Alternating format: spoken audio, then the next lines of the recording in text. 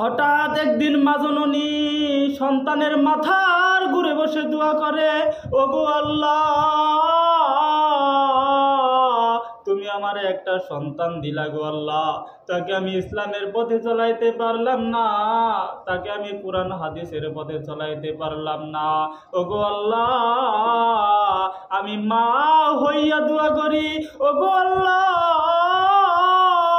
আমার সন্তান যদি মারা যায় তাকে তুমি ঈমানের সহিত মৃত্যু দান করাইও। আমার সন্তান যদি মারা যায় তাকে তুমি ঈমান দিয়ে দুনিয়ার দিকে নিও। ওগো আল্লাহ, আমি মা হইয়া তোমার দরবারে দোয়া করলাম। যখন এই কথা বলার সঙ্গে সঙ্গে তখন ছেলে ডাক দিয়া বলে, ওগো মা,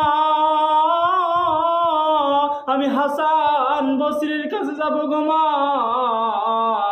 আমি তওবা পড়তে হাসান বসরির কাছে যাব, কিন্তু মা গো, আমি উঠতে পারি না গো মা, আমি কেমন করে হাসান বসরির কাছে যাব গো মা, আমি বসতেও পারি না। ও গো মা, তুমি অল্প যায় হাসান বসরিকে ডেকে আনো না মা। মা কি করলো, লগে লগে দৌড়াইয়া যায় হাসান বসরির পায়ের কদমে বলে, হুজুর, আপনি চলেন না আমার সাথে, আমার মাতাল ছেলে তওবা করবে গো হুজুর, আমার মাতাল ছেলেকে কলিমা পড়াইয়া দেন না। তখন হাসান বসরি ডাক দিয়া বলে, ওগো মা, আপনার ছেলেকে কলিমা পড়ানি তো দূরের কথা, সাথে তওবা পড়ানি তো দূরের কথা, সে যদি মরেও যায় তার জানাজা পর্যন্ত আমি হাসান বসরি পড়তে পারবো না। এই কথা শুনে মা জননী দৌড়াইয়া বাড়িতে চলে গেল। ঘরের মধ্যে যে সন্তানের মাথায় হাত বোলাইয়া দিয়েছে, সন্তান ডাক দিয়ে বলে, মা গো, হাসান বসরি আসছেনি। মা ডাক দিয়া বলে, হাসান বসরি আসবে না, তোর মতো বাতালকে তওবা পড়ানোর জন্য আসবে না। সন্তান দুই চোখের পানি ছেড়ে দিয়ে কান্দে, ওগো মা, এই দুনিয়ার জমিনে যদি মানুষ আমাকে ঘৃণা করে গো মা, আমি যখন মরে যাব এই দুনিয়ার থেকে আমি জানি চলে যাব গো মা, এই দুনিয়ার থেকে যদি আমি চলে যাই আমার লাশটা তোমরা মাটি দিও না, কোনো গুরুস্থানের মধ্যে কিন্তু মাটি দিও না। ওগো মা, আমার মতো পাপীকে যদি কোনো গুরুস্থানে মাটি দাও তাহলে অন্য গুরুস্থানের মানুষদের কষ্ট হবে গো মা, অন্য গুরুস্থানের ভাই বোনদের কষ্ট হবে গো মা। আমি জানি আমি দুনিয়ার থেকে চলে যাব, কিন্তু আমার লাশটা আমাকে গলার মধ্যে দড়ি লাগাইয়া শেষরাইয়া জঙ্গলের মধ্যে ফেলে দিও গো মা, নলে কোনো সমুদ্রের মধ্যে ফেলে দিও। এই কথা বলে সন্তান দুনিয়ার থেকে বিদায় হয়ে গেল। ওগো মুসলমান, ভালো করে শুনে নাও, যখন সন্তান দুনিয়ার থেকে চলে গেল, ওগো মুসলমান, সন্তান যখন দুনিয়ার থেকে চলে গেল, মা দুই চোখের পানি ছেড়ে কান্দে, ওগো আল্লাহ, আমার সন্তান দুনিয়ার থেকে চলে গেল, আমার সন্তান আমি কি করব না করব। যখন এই কথা বলার সঙ্গে সঙ্গে হাসান বসরি ঘরের দরজার সামনে হাজির। মা ডাক দিয়া বলে, ওগো হুজুর, আপনি আমার বাড়িতে আসলেন। তখন ডাক দিয়া বলে, ওগো মা, আমি আপনার বাড়িতে আসলাম, আমি যখন জোহরের নামাজ পড়ে যখন আমি বিছনার মধ্যে পিঠ লাগাই, যখন ঘুমের তলে দিয়ে আমি শুয়ে রইলাম, আমি ইলহামের মধ্যে আমি দেখলাম আমাকে কে যেন বলতেছে, ওগো হাসান,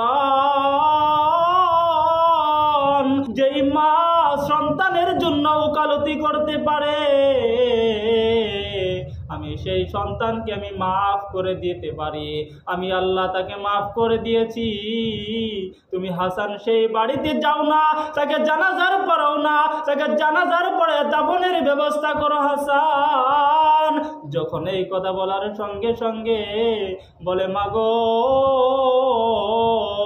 তুমি কবুল করেছে, তোমার সন্তানকে আল্লাহ পাক রব্বুল আলামিন মাফ করে দিয়েছেন। ওগো মুসলমান,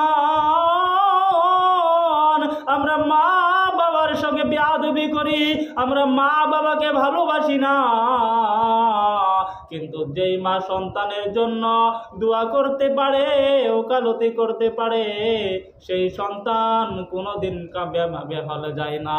সেই সন্তানের জন্য আল্লাহ পাক রব্বুল আলামিন বলেছেন, ওয়াবিল ওয়ালিদাইনি ইহসানান। ওগো মুসলমান,